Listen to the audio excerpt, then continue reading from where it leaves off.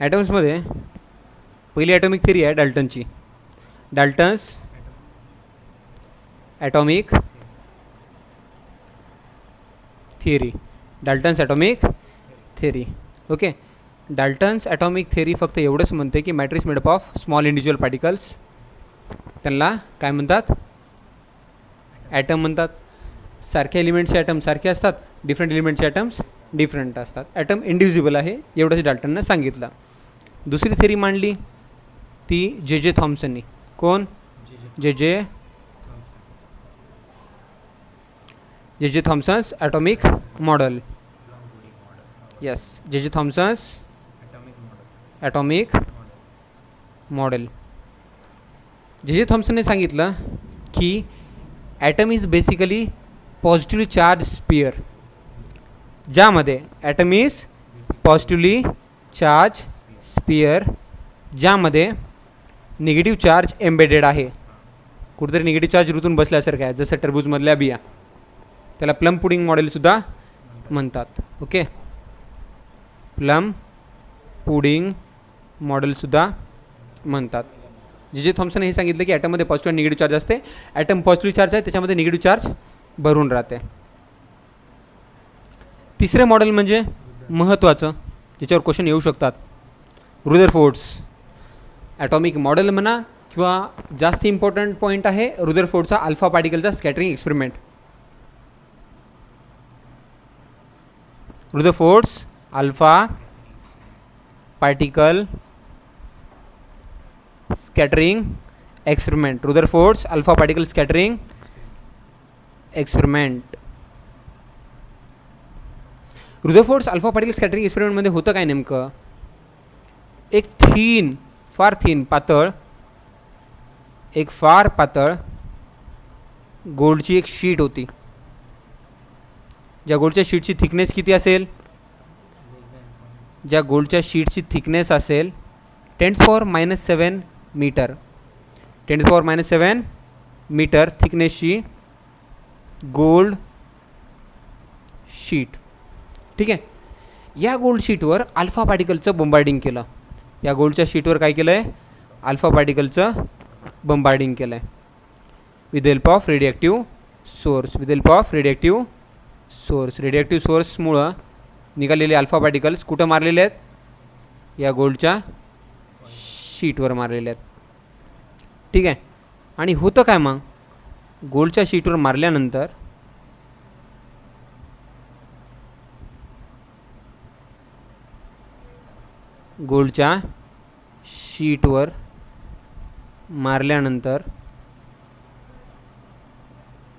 जे alpha particles आहेत, most of the alpha particles through out pass होऊ लागले होते.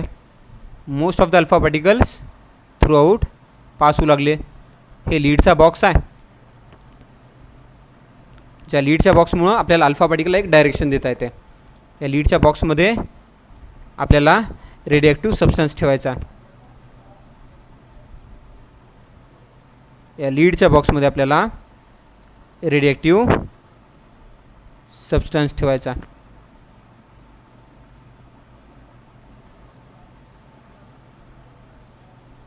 आणि काय होणार आहे? हे जे अल्फा पार्टिकल्स आहेत, ते alpha particles, most of the alpha particles, म्हणजे 1 कोटी अल्फा पार्टिकल्स पाठवले तर 1 कोटीपैकी नियरली 1 कोटी अल्फा पार्टिकल्स रोड पास होऊन जातात. आता अल्फा पार्टिकल्स डिटेक्ट करण्यासाठी त्या गोल्ड फॉइलच्या मागे काय लावली? Fluorescent screen. कशाची? झिंक सल्फाईडची. कशाची?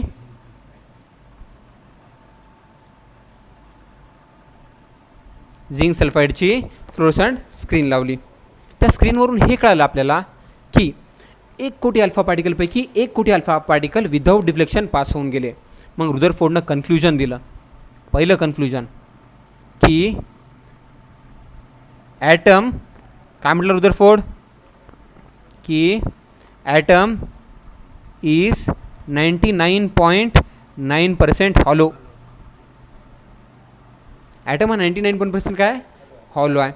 ॲटमचं संपूर्ण मास म्हणजे नियरली ऑल मास म्हणजेच 99.9% mass of an atom is concentrated at its center, is concentrated at its center, which is positively charged,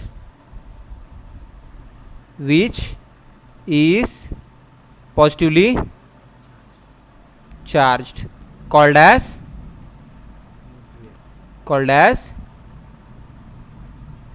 nucleus. Okay, तर न्यूक्लिअर मॉडेल ऑफ ॲटमचं सुरुवात कुठून झाली? रुदरफोर्डच्या एक्सपेरिमेंटवरून. त्याच्यानंतर त्यांनी काय म्हटलं आहे? त्याच्यानंतर त्यांनी म्हटलं आहे की electrons revolve around positively charged nucleus. Electrons revolve around positively charged nucleus in a circular orbit.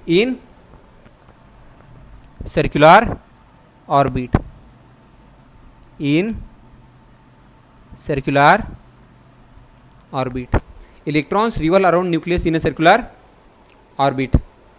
ठीक आहे. आता एक्सपेरिमेंटचे पुढचे पॉईंट्स काय होते? एक्सपेरिमेंटमुळे झालं काय की काही alpha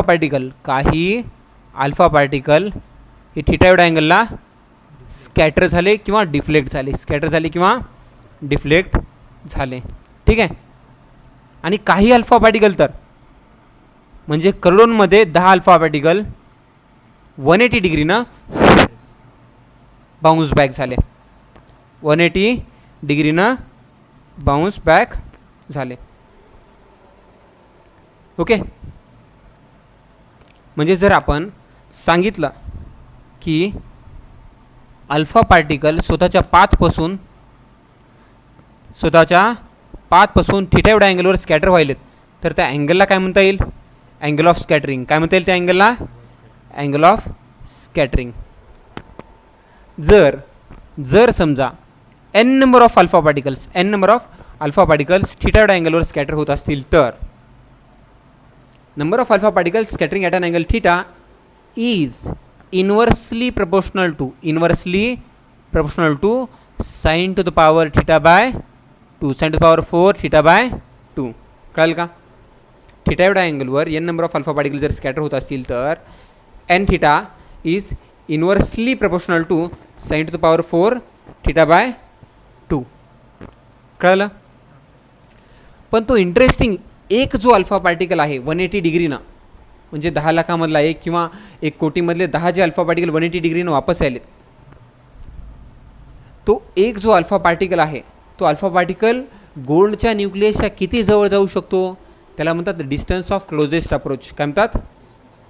distance of closest approach. पण त्याच्या आधी आपण हे बघूया की किती अल्फा पार्टिकल किती पाठवलेले किती अल्फा पार्टिकल आरपार निघून जातात थ्रू आउट विदाउट डिफ्लेक्शन. किती अल्फा पार्टिकल 45 डिग्रीला बेंड होतात, किती अल्फा पार्टिकल 90 डिग्रीला बेंड होतात आणि किती अल्फा पार्टिकल 180नं बाउन्स बॅक होतात. त्याचा एक ग्राफ आहे. तो ग्राफ म्हणजे number of alpha particles versus angle of scattering. Number of alpha particles versus angle of scattering. What is theta? Theta is angle of scattering. Yes. And what is n? N is number of alpha particles. N is number of alpha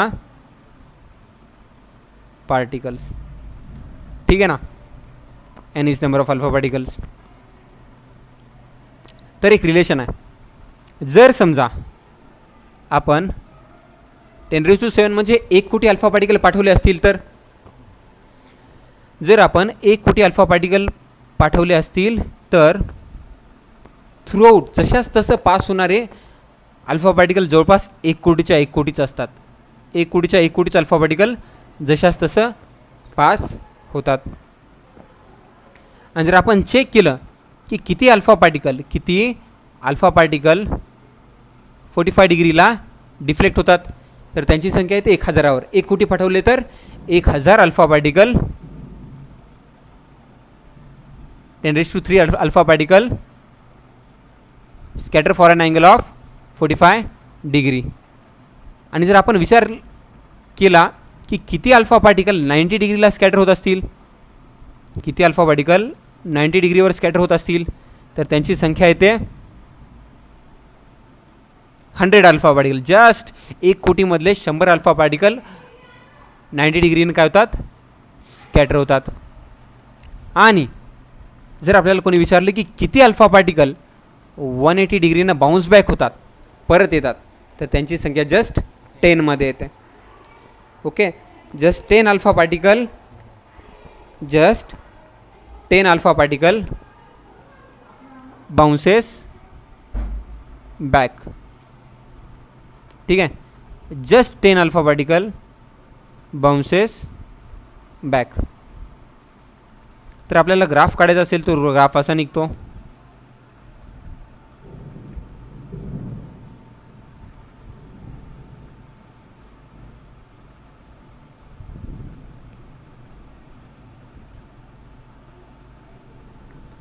कोणता graph आहे हा? Number of alpha particle versus angle of स्कॅटरिंगचा graph. Number of alpha particles versus angle of स्कॅटरिंगचा graph.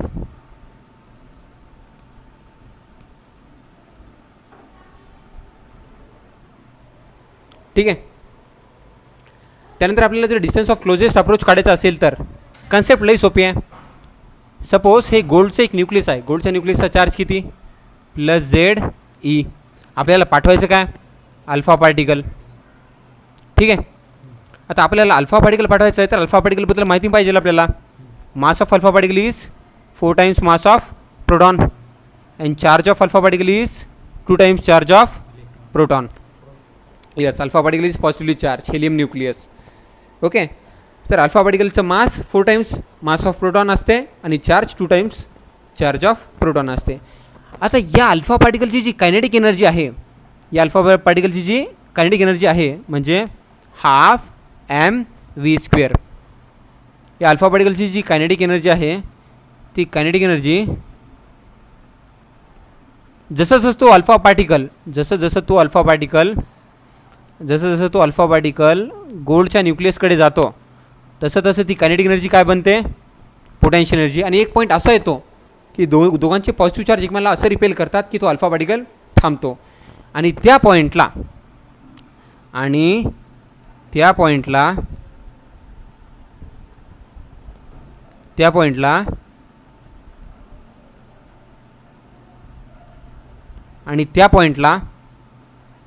Total kinetic energy of alpha particle converts into potential energy. Total kinetic energy of alpha particle converts into potential energy. ते जे distance असतं ना, ते जे distance असतं गोल्डच्या न्यूक्लियसपासूनचं डिस्टन्स जिथपर्यंत अल्फा पार्टिकल जाऊ शकतो त्या डिस्टन्सला म्हणतात R0, distance of closest approach. काय?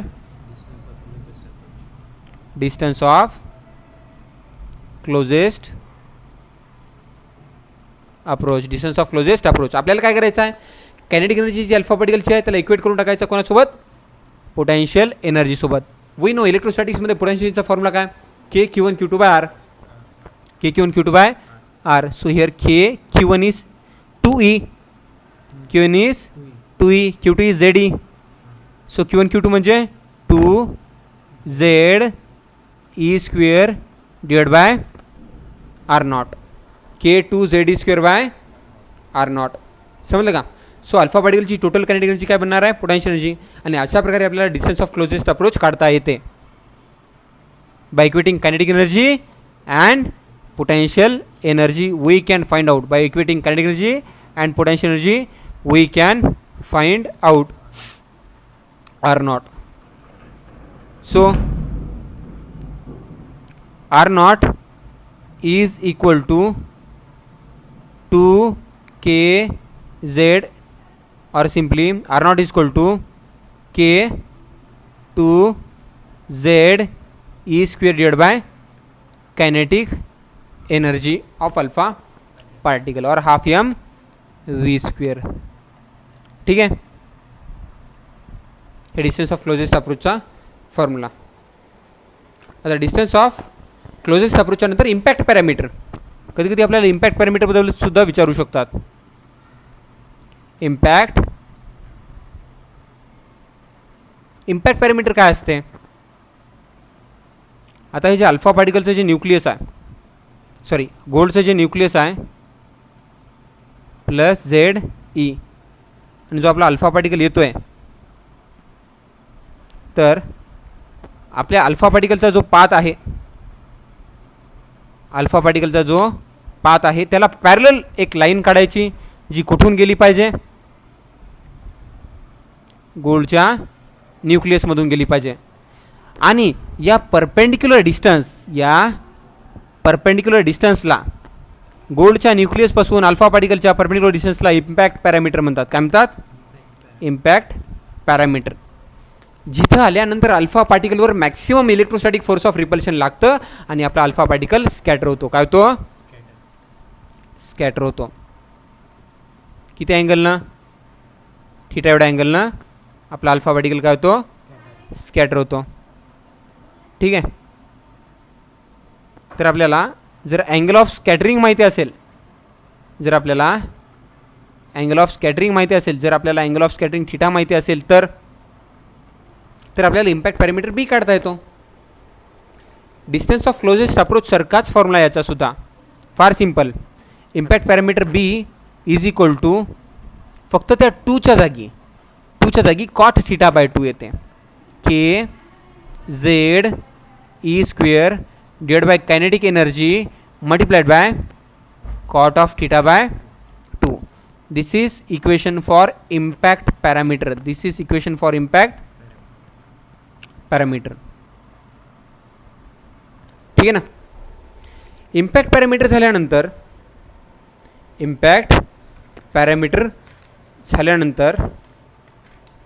आपल्याला बघायचं आहे इलेक्ट्रॉनची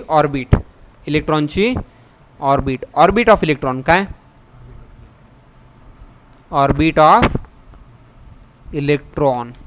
रुदरफोर्डच्या एक्सपेरिमेंट नंतर हे कळालं की आपल्याला अल्फा पार्टिकल कोणत्या ॲटमचं न्यूक्लियस हे पॉझिटिव्ह चार्ज असते, त्याच्याभोवती इलेक्ट्रॉन्स काय करतात? रिव्हॉल्व करतात इन अ सर्क्युलर ऑर्बिट. जर कोणी सर्क्युलर ऑर्बिटमध्ये फिरत असेल तर the necessary centripetal force is provided bye electrostatic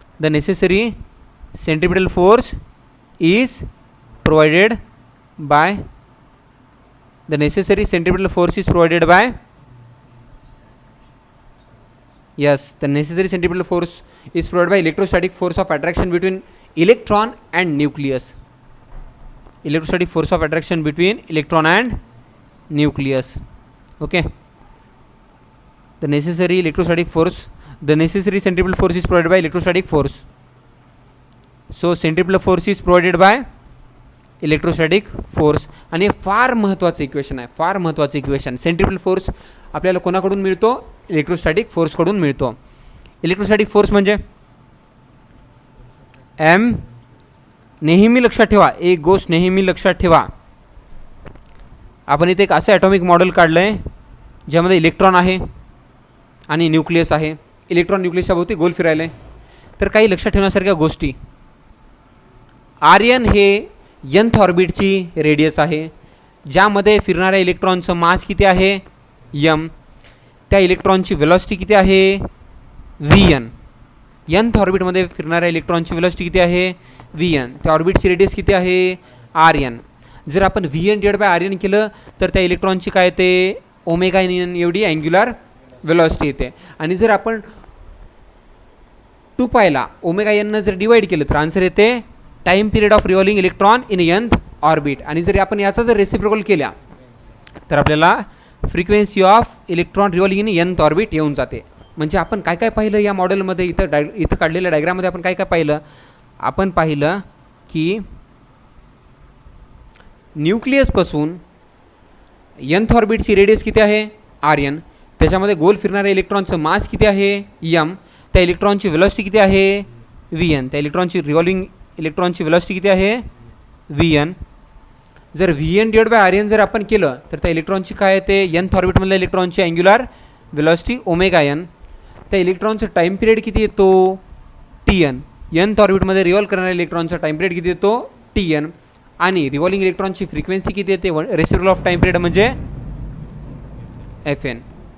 आणि जर आपल्याला त्या इलेक्ट्रॉनची वेलॉसिटी कळाली, nth ऑर्बिटमधल्या इलेक्ट्रॉनची वेलॉसिटी जर कळाली, तर आपण इझिली त्या इलेक्ट्रॉनची कायनेटिक एनर्जी काढू शकतो. जर kn एवढी त्या nth ऑर्बिटमध्ये रिव्हॉल्व करणाऱ्या इलेक्ट्रॉनची कायनेटिक एनर्जी असेल, तर un एवढी त्या रिव्हॉल्विंग इलेक्ट्रॉनची काय असते, पोटेन्शियल एनर्जी. nth ऑर्बिटमध्ये रिव्हॉल्व करणाऱ्या इलेक्ट्रॉनची पोटेन्शियल एनर्जी un.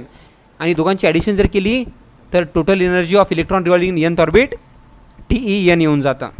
कळलं का? kn means kinetic energy of electron revolving in nth orbit, un means potential energy of electron revolving in nth orbit, TeN means total energy of electron revolving in nth orbit. कळलं का?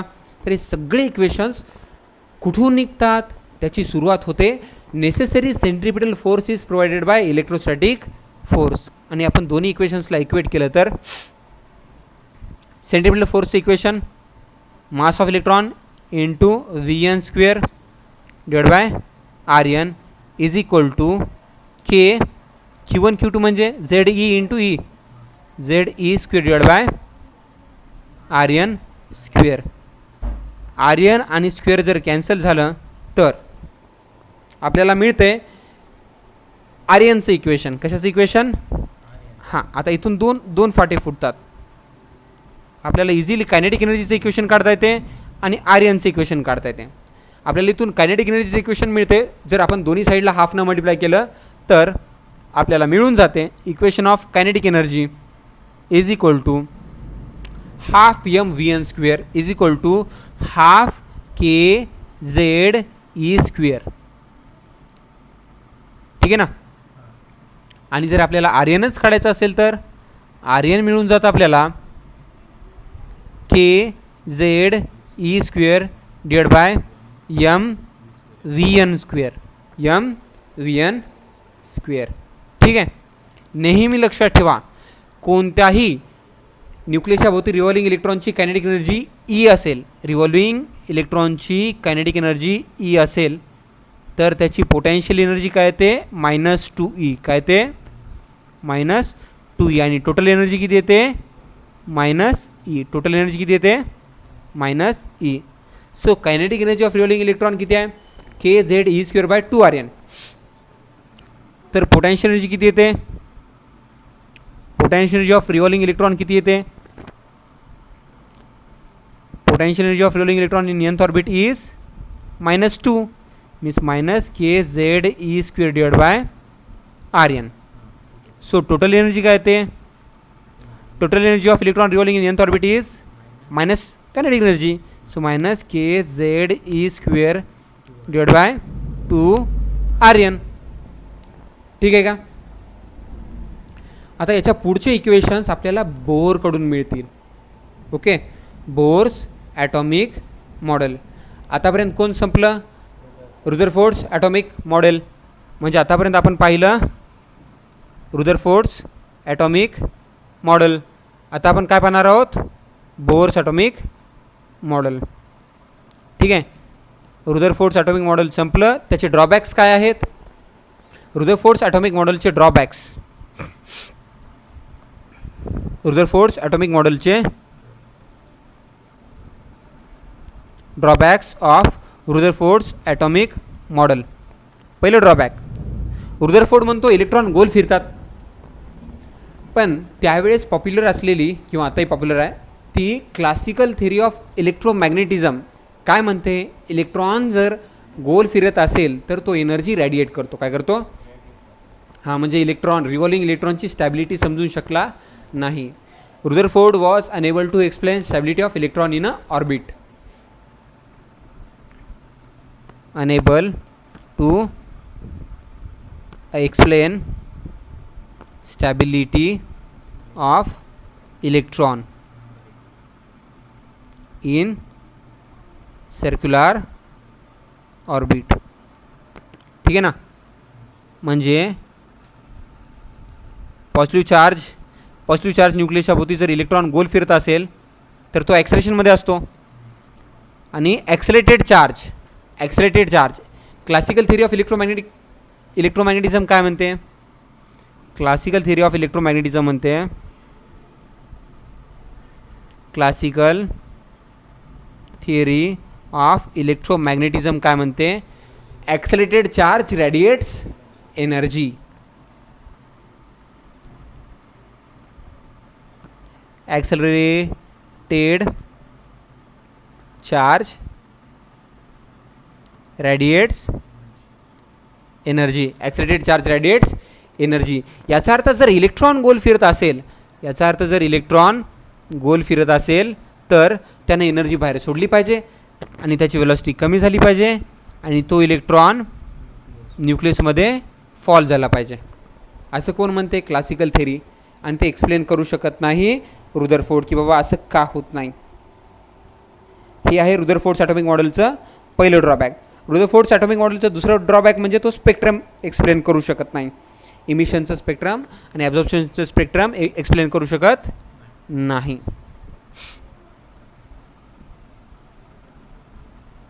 Enable to explain spectra. ठीक आहे. आता आपल्याला पाहायचं आहे Rutherford atomic model झाल्यानंतर Bohr's atomic model. काय पाहायचं आहे? Bohr's atomic model. Bohr's atomic model. पहिला point, Bohr's atomic model is applicable to hydrogen like elements only. बोर्स ॲटॉमिक मॉडेल फक्त आणि फक्त हायड्रोजन आणि हायड्रोजनसारख्या एलिमेंटलाच ॲप्लिकेबल आहे ज्यांच्या भोवती एकच इलेक्ट्रॉन गोल फिरतो. Bohr's atomic model applicable to hydrogen and hydrogen like atoms only. Hydrogen आणि हायड्रोजनसारखे ॲटम्स म्हणजे हायड्रोजन, ड्यूटेरियम, हेलियमचा आयन, लिथियम आयन, ETC. ठीक आहे. असे ॲटम जे हायड्रोजनसारखे आहेत त्या ॲटमसाठीच बोर्स ॲटॉमिक मॉडेल ॲप्लिकेबल आहे, दुसऱ्यांसाठी नाही. बोर्स ॲटॉमिक मॉडेल काय करतो?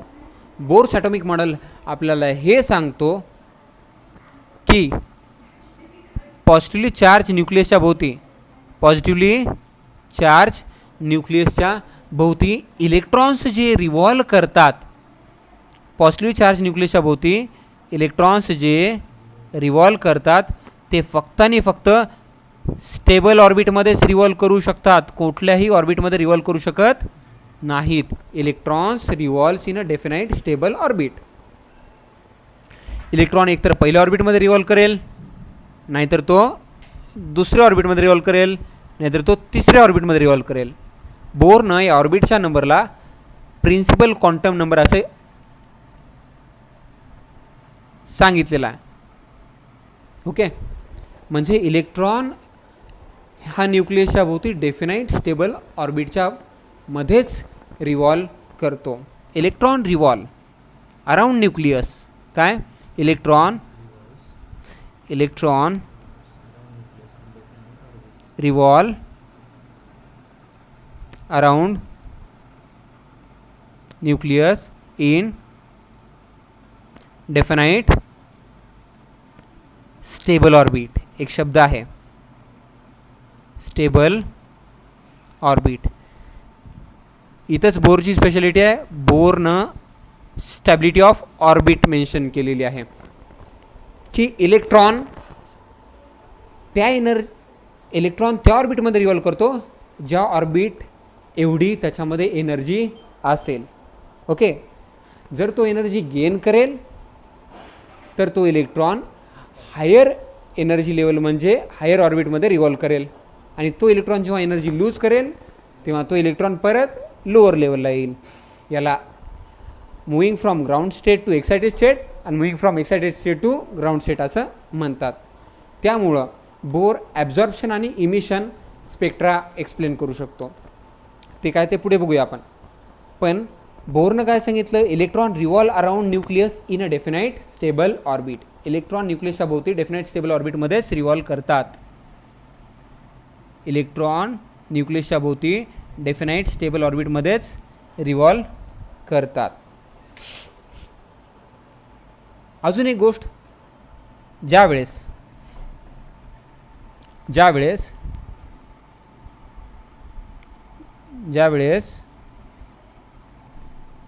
न्यूक्लियसच्या भोवती, ज्यावेळेस पॉझिटिव्ह चार्ज न्यूक्लियसच्या भोवती एक इलेक्ट्रॉन गोल फिरतो, ज्यावेळेस पॉझिटिव्ह चार्ज न्यूक्लियसच्या भोवती एक इलेक्ट्रॉन गोल फिरतो, त्यावेळेस त्याचं डिस्टन्स किती असतं? न्यूक्लियसपासून त्याचं डिस्टन्स किती असतं? त्याचं डिस्टन्स असतं आर्यन. त्याचं मास किती असतं? इलेक्ट्रॉनचं मास यम. आणि त्या इलेक्ट्रॉनची व्हेलॉसिटी किती असते?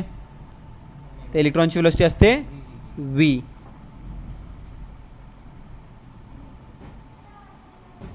V N. ठीक आहे ना.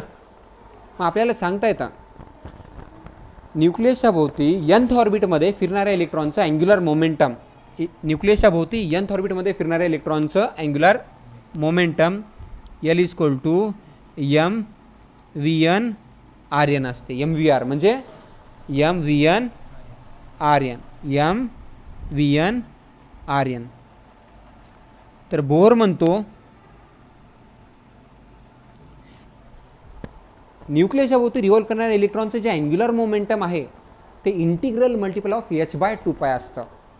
किंवा angular momentum of a revolving electron is integral multiple of h/2π, where n is principal quantum number, n is principal quantum number and h is Planck's constant, h is Planck's constant. ठीक आहे ना.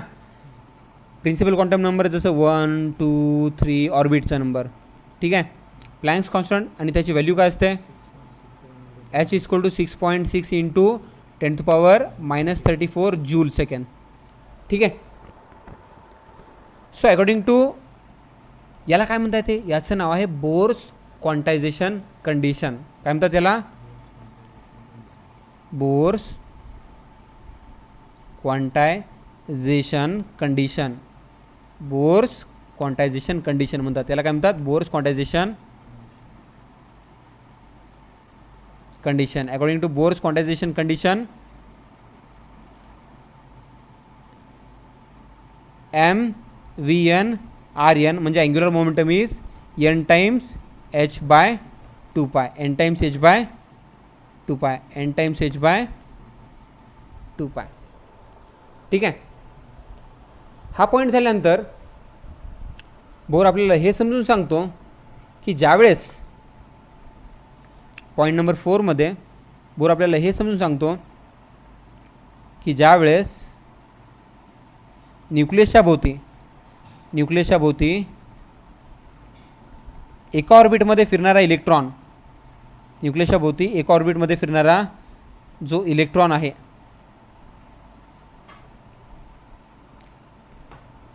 न्यूक्लियसच्या भोवती जेव्हा एका ऑर्बिटमध्ये फिरणारा जो electron आहे तो ज्यावेळेस सुटेबल एनर्जी गेन करतो बाहेरून येणाऱ्या फोटॉनकडून किंवा कोणत्या एक्सटर्नल मीडियमकडून, जेव्हा सुटेबल एनर्जी गेन करतो, समजा फोटॉन येतोय, त्या फोटॉनची एनर्जी ई किती राहील? h nu. फोटॉनची energy e is equal to Planck's constant into frequency of that light, किंवा आपल्याला hc/λ सुद्धा लिहिता येते. ते इलेक्ट्रॉन एवढी एनर्जी घेईल आणि जर ती एनर्जी सुटेबल असेल तरच ती एनर्जी ॲब्झॉर्ब होईल आणि तो इलेक्ट्रॉन एक्साइटेड स्टेटमध्ये मूव्ह होईल, एक्साइट होईल. म्हणजे लो एनर्जी लेवलमधून हाय एनर्जी लेवलमध्ये जाईल. तो इलेक्ट्रॉन लो एनर्जी लेवलमधून हाय एनर्जी लेवलमध्ये जाईल, म्हणजे ग्राउंड स्टेटकडून एक्साइटेड स्टेटमध्ये मूव्ह होईल. ओके. ग्राउंड स्टेटवरून एक्साइटेड स्टेटमध्ये तो मूव्ह होईल आणि नंतर काय होईल? विदिन फक्त 10⁻⁸ सेकंडमध्येच तो एक्साइटेड स्टेटमधला जो इलेक्ट्रॉन आहे तो परत ग्राउंड स्टेटवर फॉल बॅक होतो आणि एक फोटॉन रिलीज करतो बाहेर एक फोटॉन रिलीज करतो. बाहेर रिलीज केलेल्या फोटॉनची एनर्जी किती असेल? E is equal to h nu is equal to h c by lambda, h c by lambda, जी एक्झॅक्टली असली पाहिजे E2 मायनस E1 एवढी. ती एनर्जी किती असली पाहिजे म्हणतो बोर म्हणतो ती एनर्जी असली पाहिजे E2 मायनस E1. आणि एवढी एनर्जी असल्याशिवाय त्या फोटॉनची एनर्जी ॲब्झॉर्बच केली जाणार नाही. E is equal to E2 minus E1 असेल, which is equal to h nu is equal to h c by lambda. ठीक आहे ना. तर इलेक्ट्रॉनला एक्साइट करण्यासाठी किंवा एक्साइटेड स्टेटचा इलेक्ट्रॉन ग्राउंड लेवलवर येते वेळेस किती फ्रिक्वेन्सीचा तो फोटॉन फेकून देईल बाहेर, म्हणजे थोडक्यात आलेल्या किंवा गेलेल्या फोटॉनची फ्रिक्वेन्सी काढणे म्हणजे बोर फ्रिक्वेन्सी कंडिशन. काय? जर आपल्याला विचारलं कोणी की बाबा किती फ्रिक्वेन्सीचा फोटॉन आला म्हणजे इलेक्ट्रॉन ग्राउंड स्टेटवरून एक्साइटेड स्टेटमध्ये जाईल, किंवा एक्साइटेड स्टेटचा इलेक्ट्रॉन जर ग्राउंड स्टेटवर येत असेल तर किती फ्रिक्वेन्सीचा फोटॉन बाहेर फेकेल. तर फोटॉनची फ्रिक्वेन्सी काढायची असेल तर nu is equal to E2 minus E1 divide by h हे आपल्याला इक्वेशन यूज करता येतं. आणि या इक्वेशनला म्हणतात nu is equal to E2 minus E1 divide by h. या इक्वेशनला म्हणतात Bohr frequency condition. Yes, higher energy level minus low energy level. Mod घेऊन टाकायचा, त्याचा काही फरक पडत नाही. आणि आपल्याला काय येते? Bohr's frequency condition. याला काय म्हणायचं? Bohr's frequency condition. याला काय म्हणतात? ते Bohr's frequency condition. Bohr's frequency condition झाल्यानंतर mathematical analysis of Bohr's atomic model. Mathematical analysis of Bohr's atomic model म्हणजे खूप सारे फॉर्म्युले. आता या पॉईंटचं नाव काय? आता mathematical analysis of Bohr's atomic model. Mathematical analysis of Bohr's atomic model. त्याआधी ही डायग्राम आठवली पाहिजे. जी डायग्राम काय म्हणते आपल्याला की nth ऑर्बिटमध्ये रिव्हॉल्व करणाऱ्या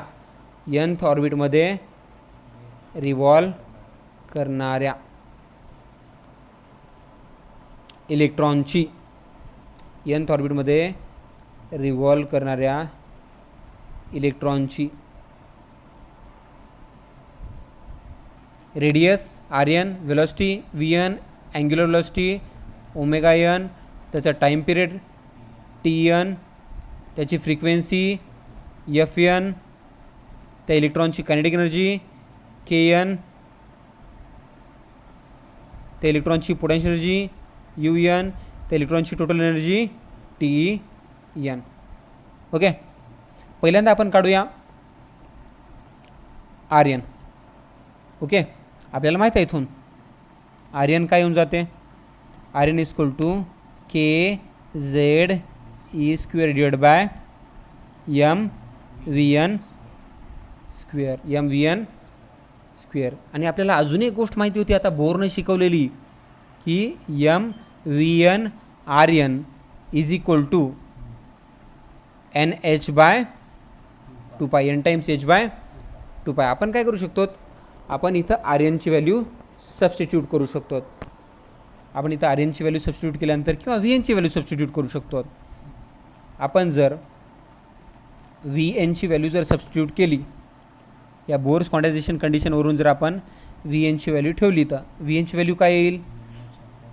NH upon 2π M into Vn. ठीक आहे ना? 2π इंटू Rn. किंवा जर आपण आर्यनचीच जर व्हॅल्यू घेतली तर सोपं पडेल. R n is equal to NH by 2 pi M VN. ही आर्यनची व्हॅल्यू जर इथं ठेवून दिली तर NH by 2 pi M VN is equal to KZE square by M VN square येऊन जातं. आणि हे VN आणि स्क्वेअर पहिलं कॅन्सल होतं, मग M कॅन्सल होतं आणि VN येतं. काय तर VN is equal to K, ते 2 पाय वर जातं, 2 pi KZE square divide by NH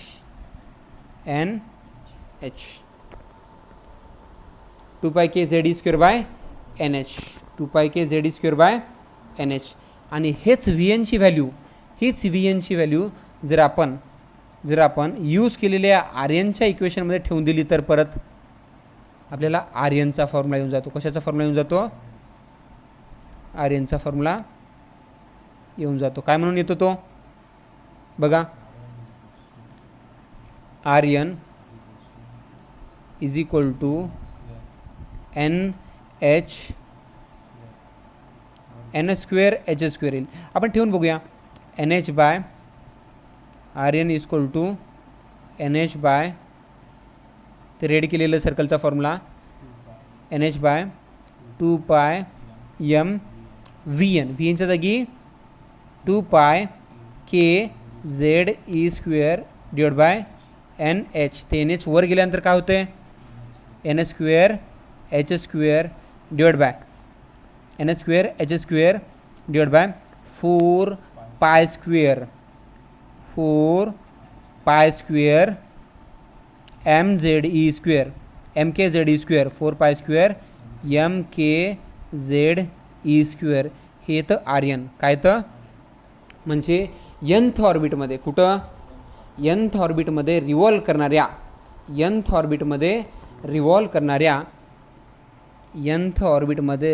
करणाऱ्या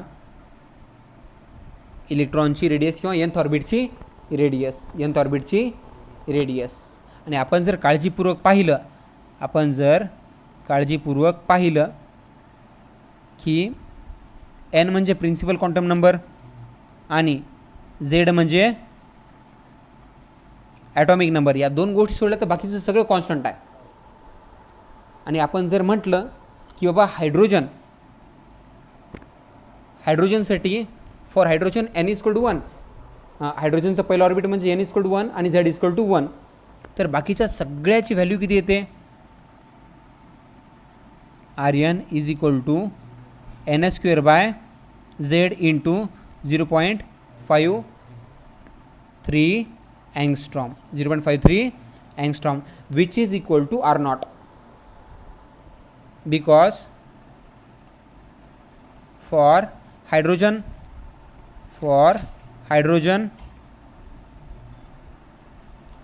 that is Z is equal to 1, and if N is equal to 1 then Rn is equal to 0.53 angstrom which is called as R0.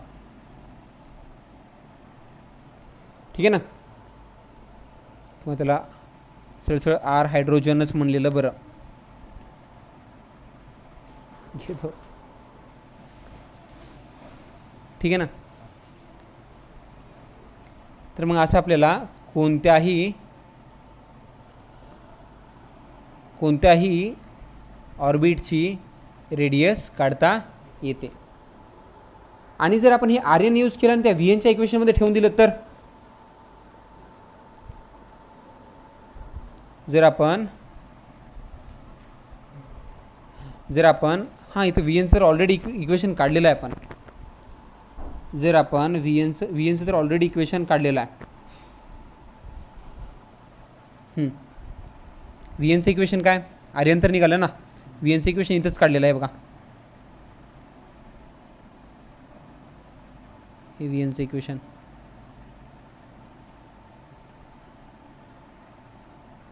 तर v एनचं equation काय, v n is equal to 2 pi k z e square 2 pi k z e square upon n h 2 pi k z e square upon n h. यामध्ये सुद्धा काळजीपूर्वक बघितलं आपण तर यामध्ये सुद्धा आपण काळजीपूर्वक पाहिलं तर आपल्याला दिसेल की झेड इज व्हेरिएबल आणि एन इज व्हेरिएबल. बाकी सगळे कॉन्स्टंट आहेत, बाकी सगळे कॉन्स्टंट आहेत. ठीक आहे ना.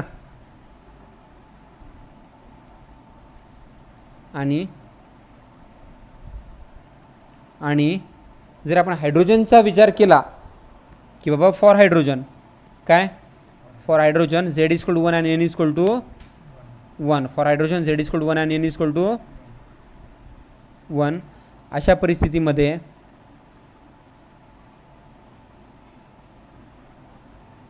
Then v n is equal to म्हणजे हायड्रोजनसाठी v h is equal to कर तर व्ही एच हायड्रोजनच्या पहिल्या ऑर्बिटमधल्या इलेक्ट्रॉनची जी व्हेलॉसिटी आहे ते 2.2 into 10⁶ 2.2 into 10⁶ metre per second. लाईटच्या जस्ट 100 टाइम्स कमी. तर आपल्याला कोणत्याही ॲटमच्या कोणत्याही ऑर्बिटमधल्या इलेक्ट्रॉनची व्हेलॉसिटी जर काढायचं असेल तर ते काय देते, z upon n into 2.2 into 10⁶ metre per second. जर आपण व्ही बाय आर केलं तर आपल्याला ओमेगा एन येऊन जाईल. काय येऊन जाईल, जर आपण व्ही बाय एन केलं तर आपल्याला काय येऊन जाईल, omega n. So omega n is going to be v n by r n. V n by r n. V n काय होतं, 2 pi k z e square upon n h multiplied by 1 by r n. R एनचं reciprocal करून टाकूया. R एनचं reciprocal काय येते, वर येते 4 pi square m k z e square. 4 pi square m k z e square divided by n square h square. आणि काय होते बघूया, होते असं की खाली येते बघा, this n multiplied by this n square becomes n cube. खाली काय होते, एन क्यूब. आणि वर काय होते बघा, this z multiplied by this z becomes z square. आणि बाकी सगळं कॉन्स्टंट आहे. बाकी सगळ्या कॉन्स्टंटची व्हॅल्यू काय येते, बाकी सगळ्या कॉन्स्टंटची व्हॅल्यू येते, आपण v n by r n करत आहोत ना, तर 2.2 इंटू 10⁶ डिवाइड बाय, किंवा सिम्पली आपण या दोघांना जरी डिवाइड केलं असलं तरी चाललं असतं.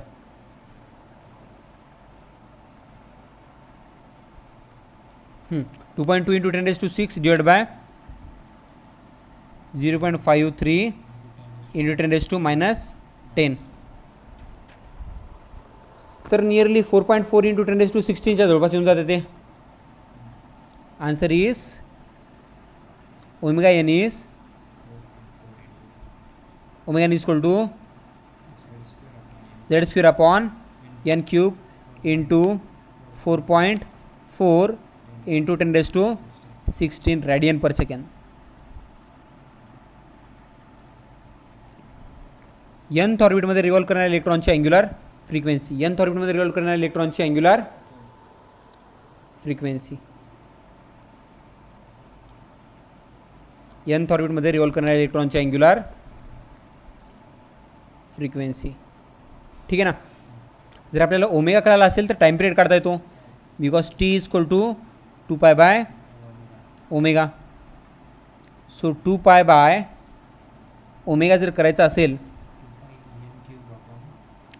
So 2 pi n cube upon z square into 1 upon 4.4 into 10⁻16. याचा आन्सर काय येतं, 2 पाय मीन्स 6.28. पहिलं n cube upon z square, time पिरियडमध्ये येते n cube upon z square, 2 into pi means 6.28 divide by 4.4 multiplied by 10⁻16 आणि आन्सर येतं 6/4 nearly, which is 3/2, 1.5, 1.5 पेक्षा थोडंसं कमी, 1.4 येईल. Answer is n cube by z square into 1.4 into 10⁻16 second. So nth ऑर्बिटमध्ये revolve करणाऱ्या इलेक्ट्रॉनचा टाईम पिरियड काय तो n cube upon z square, n cube upon z square into 1.4 into 10⁻16 second. nth ऑर्बिटमध्ये रिव्हॉल्व करणाऱ्या इलेक्ट्रॉनचा टाईम पिरियड. ठीक आहे. आणि जर आपल्याला फ्रिक्वेन्सी काढायचं असेल तर frequency is just reciprocal of time period 1/t करा किंवा सिम्पली ω/2π करा, ω/2π करा, because we know omega z square by n square, z square by n cube into 4.4 into 10⁻16, 4.4 into 10⁻16 divide by, we have to do just 2π म्हणजे 6.28. Now 4/6.28 means 2/3, 2/3 and 2/3 means 0.66. Z square by n cube is nothing but 4.4 divided by 2.68 into 10⁻16. वर येतं 2.2, खाली येतं 6.28 into 10⁻16. वर येतं 2.2, खाली येतं 3.14 आणि वर राहतं 1 आणि खाली राहतं 1.5च्या जवळपास. ठीक आहे. 1/1.5 means 0.66. Z square upon n cube into 0.66 into 10⁻16. So frequency F is equal to Z square upon n cube into 0.66 into 10⁻16. This is frequency of electron revolving in nth orbit. हां, इम्पॉर्टंट गोष्ट म्हणजे याच्यावर graph खूप easily काढता येतात आपल्याला, म्हणजे graph खूप इझिली सांगता येतात. पहिला ग्राफ आर्यन आणि एन स्क्वेअरचा. जर आपल्याला कोणी ग्राफ विचारला आर्यन वर्सेस एनचा, तर आन्सर आहे आर्यन. आपल्याला रिलेशन माहिती आहे ना की बाबा r n is directional to n square. तर ग्राफ कसा येईल? स्ट्रेट लाईन नाही, कर्व्ड येईल. नेक्स्ट ग्राफ, जर आपल्याला कोणी ग्राफ विचारला की आर्यन आणि एन स्क्वेअरचा, आता मात्र ग्राफ स्ट्रेट लाईन येईल. जर आपल्याला कोणी ग्राफ विचारला आर्यन आणि झेडचा, तर ग्राफ काय येईल? हायपरबोला. काय येईल? हायपरबोला. बिकॉज वी नो की बाबा r n is inversely proportional to z. Same graph आपल्याला इकडे पाहायचं आहे व्ही एनशी related. V n versus z graph. We know v n is directional to z. तर ग्राफ कसा आहे तो? Straight line. इम्पॉर्टंट ग्राफ आहेत, येतात. व्ही एन वर्सेस एन म्हणजे प्रिन्सिपल क्वांटम नंबर काढायचा असेल तर हायपरबोला येतो. Because v n is inversal to n. त्याच्यानंतर जर आपल्याला ओमेगा एनचा ग्राफ काढायचा असेल तर जर आपल्याला ओमेगा एनचा ग्राफ काढायचा असेल तर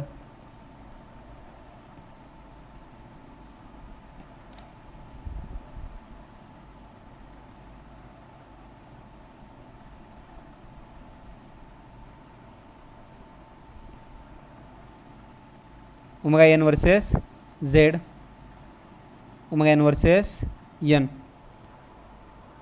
तर आन्सर आहे की omega n is direction to z square.